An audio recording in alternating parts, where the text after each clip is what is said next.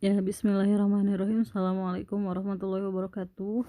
Sini anak akan menjelaskan tentang jenis persilangan dalam pewarisan sifat.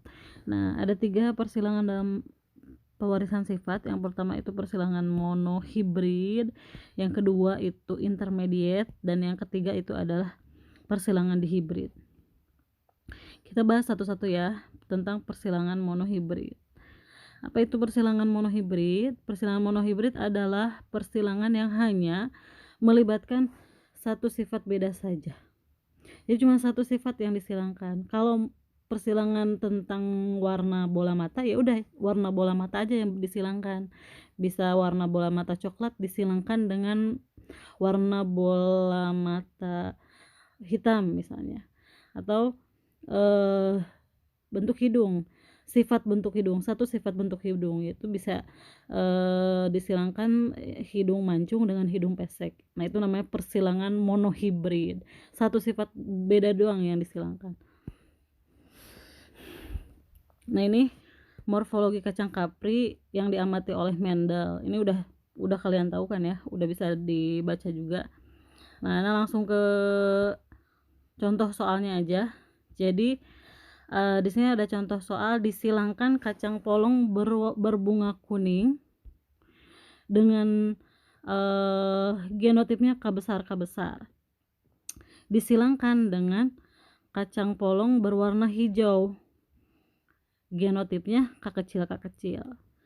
Kalau disilangkan kan berarti dia nanti akan punya keturunan kan. Nah, keturunan dari kuning sama hijau itu nanti namanya keturunan pertama. Nah, di soal disuruh menghitung rasio atau perbandingan di keturunan keduanya jika keturunan pertama disilangkan sesamanya. Artinya berarti keturunan pertamanya dia dari kuning sama hijau itu nanti disilangkan dengan sesamanya lagi gitu. Yuk kita lihat pembahasannya. Setiap menjawab soal persilangan monohibrid, kita butuh skema persilangannya. Yang pertama yang harus ditulis adalah P1.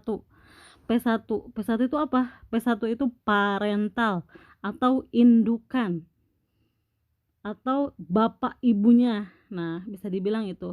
Nah, tadi dari soal yang jadi indukannya tuh apa? Kacang polong berwarna kuning dan kacang polong berwarna hijau disilangkan atau dikawinkan. Habis itu kita tulis apanya?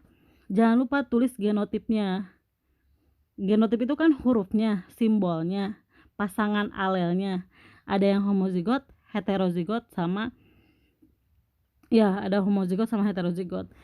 Nah, ini untuk yang berwarna kuning ditulis genotipnya K besar. Untuk yang hijau genotipnya K kecil. Lanjut, tulis fenotipnya. K besar itu untuk kuning, K kecil itu untuk hijau. Selanjutnya kita tentukan gametnya. Gamet itu apa? Gamet itu gen yang sudah terpisah. Jadi kalau misalnya gennya homozigot ambil satu,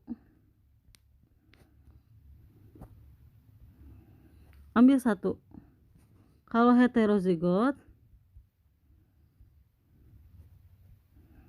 ambil 2. Maksudnya gimana?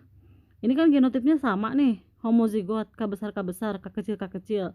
Karena dia homozigot berarti kita ambil satu aja, ambil K besar 1, K kecil 1. Lanjut.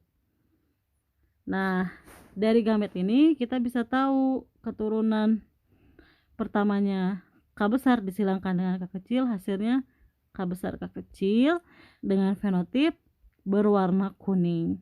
Kenapa berwarna kuning? Karena ini kan ada K besar K kecil. K besar itu dia dominan terhadap K kecil. Sifatnya dia menutupi yang resesif. Yang kuning itu K besar, yang hijau itu K kecil. Makanya yang muncul di keturunan pertama kacang polongnya berwarna kuning. karena genotip K besar itu dominan terhadap genotip K kecil. Sampai sini kita silangkan lagi keturunan pertamanya, F1-nya.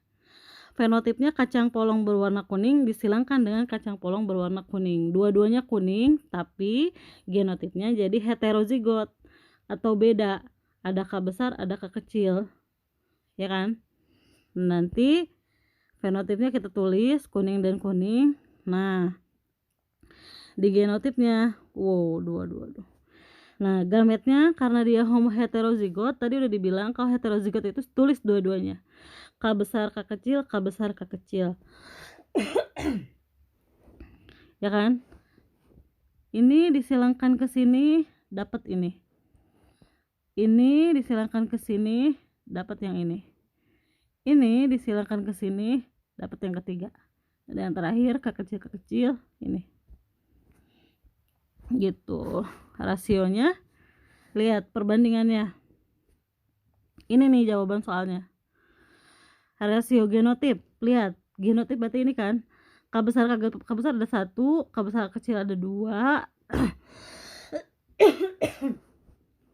K kecil ada 1. Jadi perbandingan 1:2:1 untuk genotip. Sedangkan untuk fenotipnya 1:3. Hijau 1, kuning 3. Makanya 1:3.